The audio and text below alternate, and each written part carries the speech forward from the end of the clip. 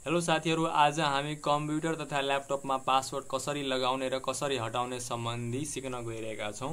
So तपाई यदि windows 10 चलाउनुहुन्छ भने म यहाँ विन्डोज 10 मा पासवर्ड कसरी लगाउने त्यो सिकाउन गइरहेको छु। त्यसको लागि सबभन्दा पहिला हामी जानुपर्ने हुन्छ यहाँनिर स्टार्ट मेनुमा क्लिक गरेर हामीले कन्ट्रोल प्यानल सर्च गर्नुपर्ने हुन्छ।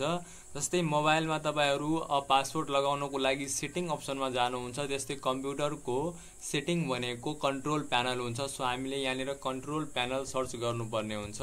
कन्ट्रोल प्यानल आइसकेपछि सर्च गर्नुहुन्छ भने आइसकेपछि यहाँनिर अप्सनमा कन्ट्रोल प्यानलमा क्लिक गर्नुपर्ने हुन्छ। कन्ट्रोल प्यानलमा क्लिक गरिसकेपछि हामीलाई यहाँनिर युजर अकाउन्ट भन्ने अप्सन देखाउँछ। यहाँ हेर्न सक्नुहुन्छ युजर अकाउन्ट भन्ने अप्सन देखाउँछ र त्यसकै तल चेन्ज अकाउन्ट टाइप अप्सन देखाउँछ। चेन्ज अकाउन्ट टाइप अप्सन देखाउँछ र यहाँ माथि हामीले क्लिक गर्नुपर्ने हुन्छ।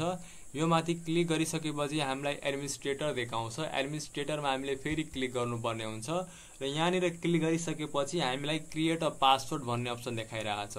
तपाईहरु हेर्न सक्नुहुन्छ क्रिएट अ पासवर्ड भन्ने अप्सन आएको छ। सो यो अप्सनमा क्लिक गर्नुपर्ने हुन्छ।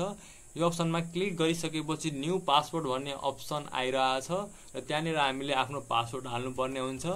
र पासवर्ड हालिसकेपछि हामीले त्यो पासवर्डलाई कन्फर्म गर्नको लागि फेरि तल कन्फर्म न्यू पासवर्डमा त्यही पासवर्ड हाल्नुपर्ने हुन्छ र त्यसपछि हामीले यहाँ क्रिएट अ पासवर्ड भन्ने अप्सनमा यहाँनिर क्लिक गर्नुपर्ने हुन्छ।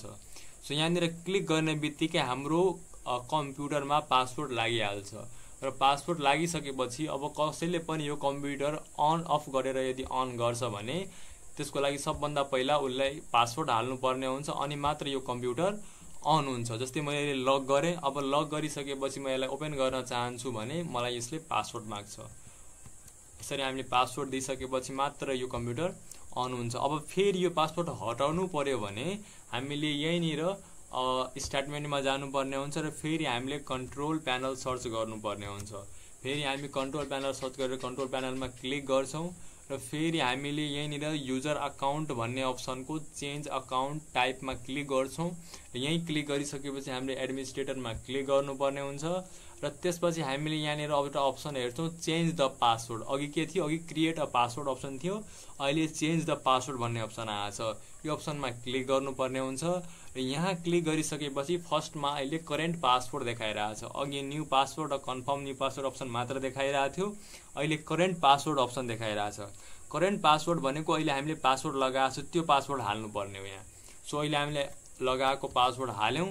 अब यदि तपाईलाई पासवर्ड चेन्ज गर्नु छ, यानी कि अहिले हामीले जुन पासवर्ड लगायो त्यसको सट्टामा कुनै नयाँ पासवर्ड लगाउनु छ भने तपाई न्यू पासवर्डमा त्यो पासवर्ड हाल्न सक्नुहुन्छ र फेरि त्यसलाई कन्फर्म गरेर चेन्ज पासवर्डमा क्लिक गर्नुहुन्छ भने पासवर्ड चेन्ज हुन्छ। तर तपाईलाई पासवर्डलाई नै हटाउनु छ, पासवर्ड लगाउनु नै छैन भने तपाई अहिलेको जुन करेन्ट पासवर्ड छ त्यो करेन्ट पासवर्डमा राख्दिनुस् र न्यू पासवर्ड र कन्फर्म न्यू पासवर्डमा केही पनि नलेख्नुस् र यहाँनिर चेन्ज पासवर्डमा क्लिक गर्दिनुस्। अब यो कम्प्युटरबाट पासवर्ड हटिसकेको छ। यहाँ तपाई हेर्न पनि सक्नुहुन्छ क्रिएट अ पासवर्ड अप्सन फेरि आइसकेको छ। सो अब म यो कम्प्युटरलाई यदि लक गर्छु भने पनि यो कम्प्युटर लक हुनेवाला छैन। हेर्न सक्नुहुन्छ म कम्प्युटरलाई लक गरिरहेको छु। पावरमा गएर यदि लक गर्छु भने पनि कम्प्युटर लक हुँदैन। हेर्नु, साइन इन गरिदिन्छु, पासवर्ड मसित माग्दैन, कम्प्युटर अन भइसक्यो।